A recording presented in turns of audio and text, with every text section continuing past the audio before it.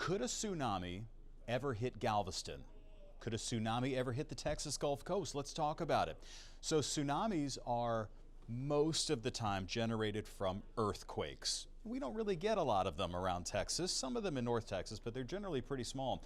Earthquakes are very common in this region known as the Ring of Fire. That is all around the outside of the Pacific Ocean, and some places come to mind, like the west coast of the United States, California. When you think California, you think earthquakes, right? We've also had some incredible earthquakes in Alaska, and the third strongest earthquake of all time sparked the worst tsunami that any of us can remember, and that happened right here off the northern tip of the Indonesian island of Sumatra. That was the one that happened the day after Christmas, 2004.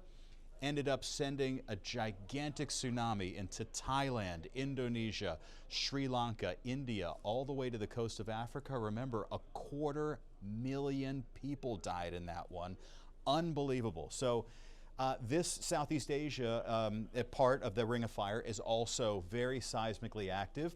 We know about Japan, which had the 2011 giant earthquake and tsunami that hit the nuclear power plant, the Fukushima plant.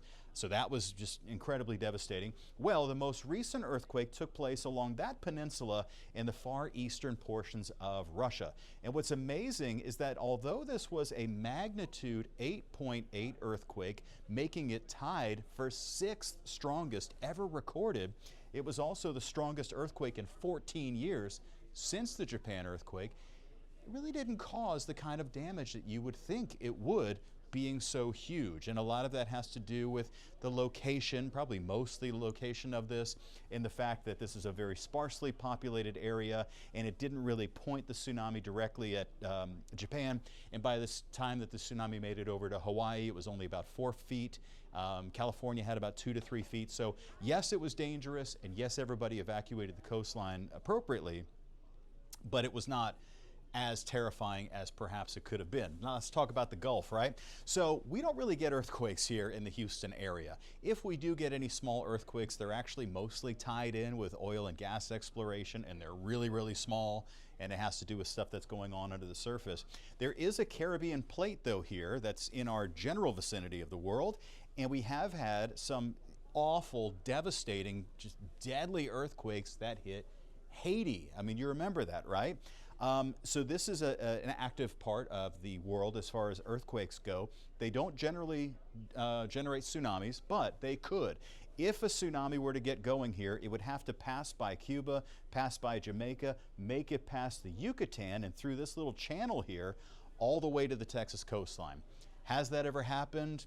Going back many, many, many thousands of years, tens of thousands of years, probably. But by the time it makes it here, probably would not be very large. Now, there are a couple of other things that can cause tsunamis, like a landslide or even an underwater landslide. So that's possible, though not common, because we don't really have any mountains that are along the Gulf Coast. The other thing that can happen is, and I know this sounds crazy, a meteorite hitting the ocean or hitting the Gulf. Could that happen? Yes. Has it happened in any of our lifetimes? No.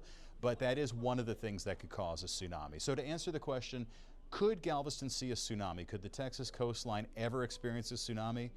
Is it physically possible? Yes, it is. Do you have to worry about it? Absolutely not. You should prepare for hurricanes, for flooding, for tornadoes, and don't worry about tsunamis here in the Houston-Galveston area.